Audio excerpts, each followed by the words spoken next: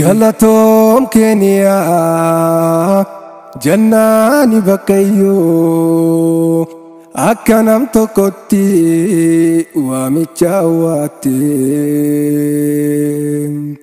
Kanaafuu Keniyaan guyyaa har'aan tana magaalaa imaanaa Madiinaa fakkaate. Addunyaa guutuurraa xayyaarri ulamaa walii qabee gama Keniyaa gulufee.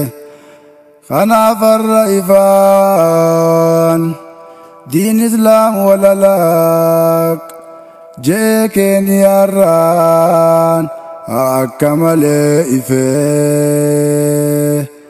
Jaalala diinii fi ulamaa isaatiif wali dhangala'ee ilmi namaa dhufee. Ni yaadannaa seenaa teessan qabatama diinuu dhaalchiftaanii wayii dagatama.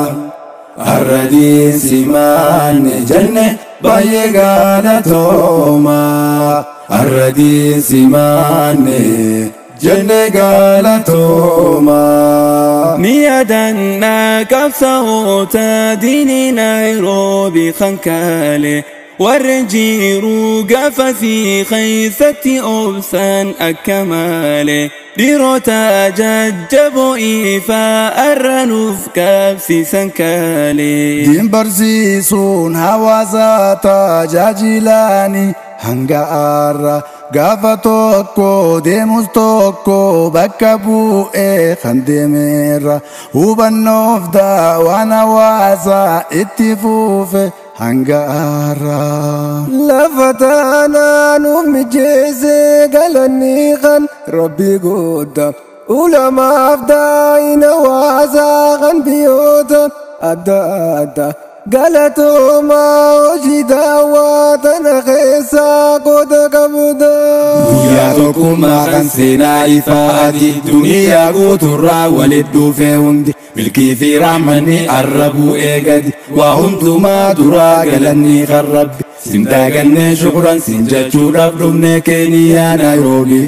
Galatoom Naayiroobii. Ni yaadannaa seenaa teessan qabatama diinuu dhaalchiftaanii wayii dagatama.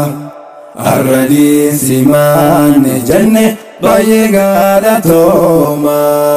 Har'a diinsi maanne jenne galatooma. Alhamdulillahi galanni jalqabaa kan Rabbi godha. Akka nam tokkotti seenaa qabdan seenaa adda adda. Kallattii isaatiin namaayyuu waan danda'uun baay'ee qooda. Isaan madda diin Islaamaa ummatootaaf baasan kaale. Isaan qaccee ifa diinii hawaasaaf qabsiisan kaale. Kan hawaasni har'a diini Islaamaa isaa nirra dhaale. Jazaan keessan ilmi namaa tokkoon beeku Rabbi maale. Ga'een keessan haalaan guddaa galatooma akka maale. Nu barbaachiftan bu'aan keessan ni beeknaa waan wallaallee. Guyyaa tokkummaa kan seenaa ifaati duniyaa guutuurraa walitti dhufe hundi milkii fi raamanni har'a bu'ee gadi waa hundumaa duraa galanni kan Rabbi. Sin daagannee shukran sin jechuudhaaf dhufne Keniyaa Naayiroobii.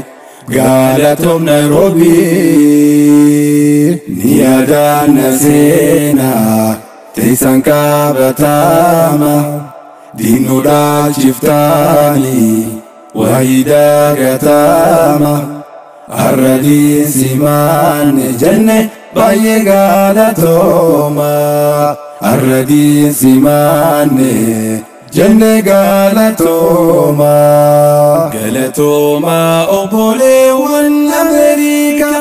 Galatoma ya obboleewwan Afrika galatooma nuuf obboleewwan Eshiyaa galatooma obbolaa Awustiraaliyaa galatooma obboleewwan kan Keeniyaa galatooma galatooma galatooma Galatoma, galatoma, galatoma.